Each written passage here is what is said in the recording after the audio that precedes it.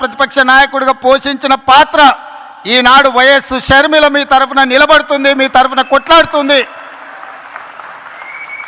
ప్రజల గొంతుకై ప్రజా సమస్యల మీద మాట్లాడుతుంది. 99 రాజశేఖర రెడ్డి గారి స్ఫూర్తిని ఈనాడు షర్మిల కొనసాగిస్తుందని సంపూర్ణమైన విశ్వాసం నాకున్నది.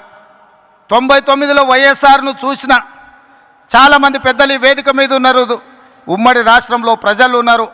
99లో వైఎస్ఆరే ఇవాళ వైఎస్ షర్మిల ప్రధాన ప్రతిపక్ష నాయకురాలుగా పనిచేస్తుందని చెప్పి నేను ఈ సందర్భంగా మీకు అందరు తెలియజేస్తాను. ఈరోజు ఈ రాష్ట్ర రాజకీయాల గురించి నేను ఎక్కువ మాట్లాడాను, కానీ ఒక్క మాట అయితే చెప్పదలుచుకున్నా. ఈ రాష్ట్రంలో బీజేపీ అధికారంలో ఉంది. బీజేపీ అంటే బాబు, జగన్, పవన్.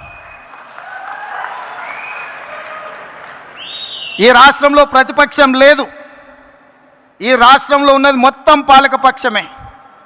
బాబు గారు మోడీ పక్షమే, జగన్ గారు మోడీ పక్షమే, పవన్ గారు మోడీ పక్షమే.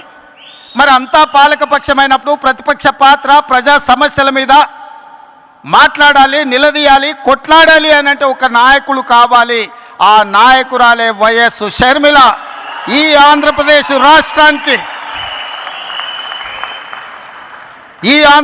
రాష్ట్రానికి ప్రజల పక్షాన, బడుగు బలైన దళిత గిరిజన మైనారిటీ మహిళల పక్షాన నిలబడి కొట్లాడేది, నిలబడి మాట్లాడేది, ఢిల్లీతో నిలబడి కలబడేది వైఎస్ షర్మిల. షర్మిల గారి నాయకత్వంలో మీరు పనిచేయండి. తప్పకుండా 2029లో రాజశేఖర రెడ్డి గారు ఏ విధంగా అయితే 1984లో ప్రస్తావన మొదలుపెట్టి 2004లో 20 సంవత్సరాలు కొట్లాడి ఆనాడు ఉమ్మడి ఆంధ్రప్రదేశ్కు ముఖ్యమంత్రి అయిందో, 2009లో ఈ ప్రస్థానం మొదలుపెట్టి 2029లో ఆంధ్రప్రదేశ్ రాష్ట్రానికి వైఎస్ షర్మిల ముఖ్యమంత్రి అవుతుంది.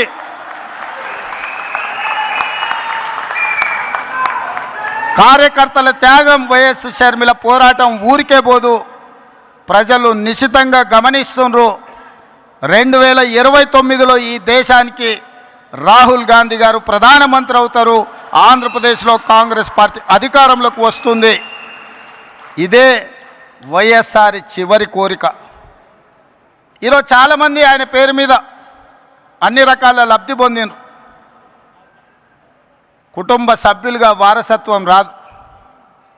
ఆశయాలను మోసినప్పుడే వారసత్వం వస్తుంది. ఆశయాలను మోసే వాళ్ళనే వారసులుగా ఈరోజు మనం గుర్తించాలి, గౌరవించాలి.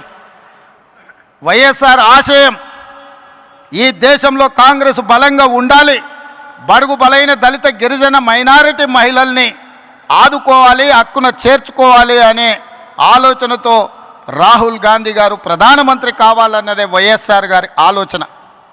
మరి ఈరోజు ఆంధ్రప్రదేశ్ ప్రజలు నేను అడుగుతున్నా, వైఎస్ఆర్ అభిమానులను నేను అడుగుతున్నా, వైఎస్ఆర్ పేరు మీద రాజకీయ వ్యాపారం చేసేవాళ్ళు ఆయన వారసులా, లేకపోతే నిజంగా వైఎస్ఆర్ గారి ఆశయం కోసం కష్టపడుతూ, ప్రతి ఒక్కరికి తెలుసు, బడికెళ్ళే పిల్లగానికి కూడా తెలుసు ఆంధ్రప్రదేశ్లో కాంగ్రెస్ అంటే గెలుచుడు కష్టం సార్, సర్పంచ్ అయినా అని. సర్పంచ్ గెలవడానికి కష్టమైనా పర్వాలేదు, నేను కష్టపడతా అని ముళ్ళబాట ఎన్నుకున్నది వైఎస్ షర్మిల. కాంగ్రెస్ పార్టీ జెండా మోస్తుంది అని అంటే కేవలం వైఎస్ఆర్ ఆశయాన్ని కొనసాగించడం కోసమే ఈరోజు వైఎస్ షర్మిల బాధ్యత తీసుకున్నారు.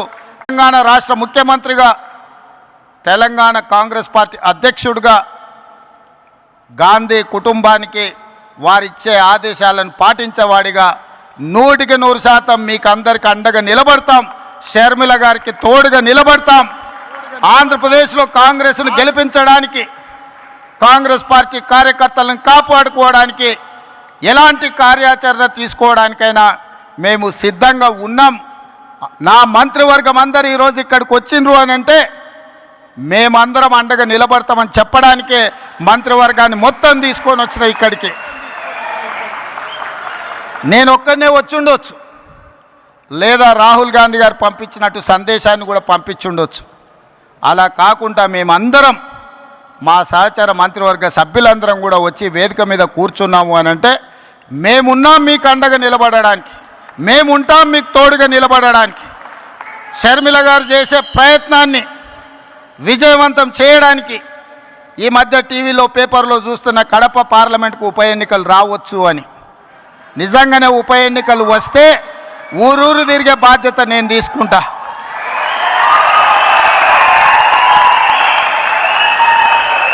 కడప పౌరుషాన్ని ఢిల్లీకు చాటే సందర్భం వస్తే